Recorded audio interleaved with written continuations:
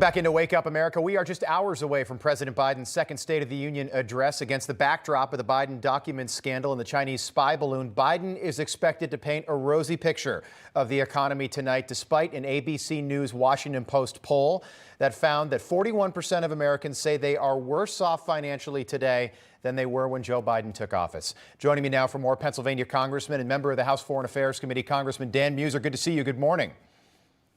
Good morning, Rob. I don't know if you caught this in Washington, but the cover of today's New York Post, deflate of the union. I don't know about you, but I think Joe Biden's got to somehow address this tonight. What are you expecting from the president this evening?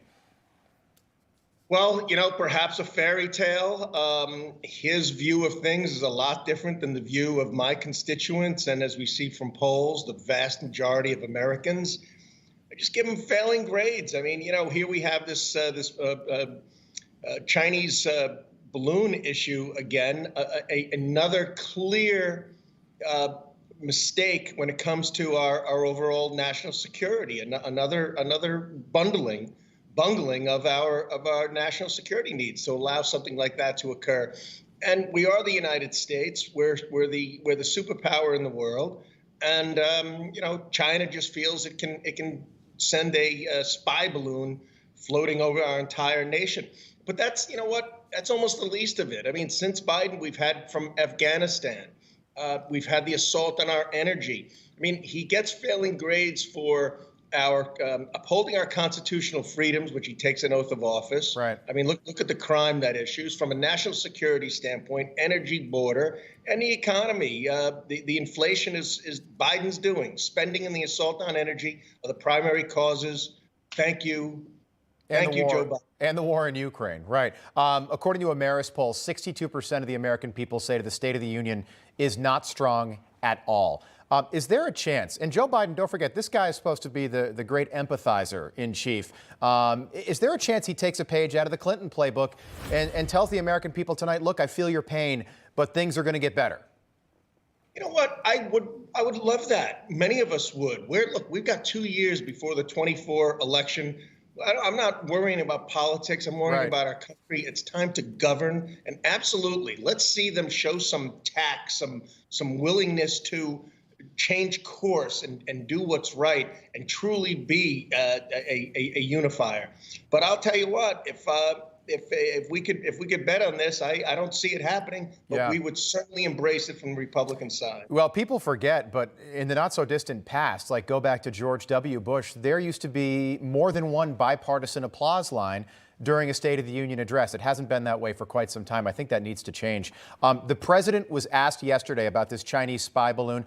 You're on the House Foreign Affairs Committee. You know a thing or two about this. Here's what he had to say. I order the Pentagon to shoot it down on Wednesday as soon as possible. They decided, without doing damage to anyone on the ground, they decided that the best time to do that was as it got over water outside within the 12-mile limit. They successfully took it down, and I want to compliment our aviators who did it, and we'll have more to report on this a little later. Thank you. Mr. President, what did you say about China?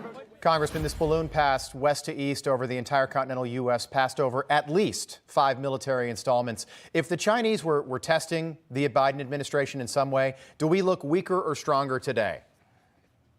Clearly weaker, Rob. And the chain of command coming from the executive office, from the Oval Office, is clearly dysfunctional. This thing went over Alaska. Alaska is part of the United States. It's a huge territory. It should have been dealt with then. It was hidden. We really didn't even hear anything from President Biden until it was just all over the news. And then there were delays. He did not speak to the leadership in the House or the Senate or the American people. Right. And then decided to shoot it down after it received all the information that it needed to. This was an outrage. It was a mistake. And once again, gaslighting was the most common used term they said last year. No wonder why. Right. We're seeing gaslighting in its worst form on this issue and every issue. Yeah, so here's some more of that gaslighting coming right from regime media. CNN claiming on Sunday that the Chinese spy balloons under Donald Trump were not discovered until after Donald Trump left office. So get this. This is who they're quoting. According to a senior administration official, the official did not say how or when those incidents were discovered, and the CNN article doesn't identify who that administration official is. So they just float this out there based on absolutely nothing. Your reaction to that? Yeah, just total nonsense, an anonymous source. And meanwhile, you have Pompeo and every other high-level person within the Trump's administration stating otherwise. Not to mention, if I'm in Philadelphia, I don't remember looking up and seeing one of these drifting overhead. And that was the case with this balloon over the weekend. People in Billings, Montana could look up and see it. Yeah. Congressman Dan Meuser, enjoy tonight. We'll all be watching. Yeah, good to see you. Thank you, sir. Good to see you. All right, a lot more coming up here on Wake Up America this morning. Don't forget to download the Newsmax app. So important right now with everything going on between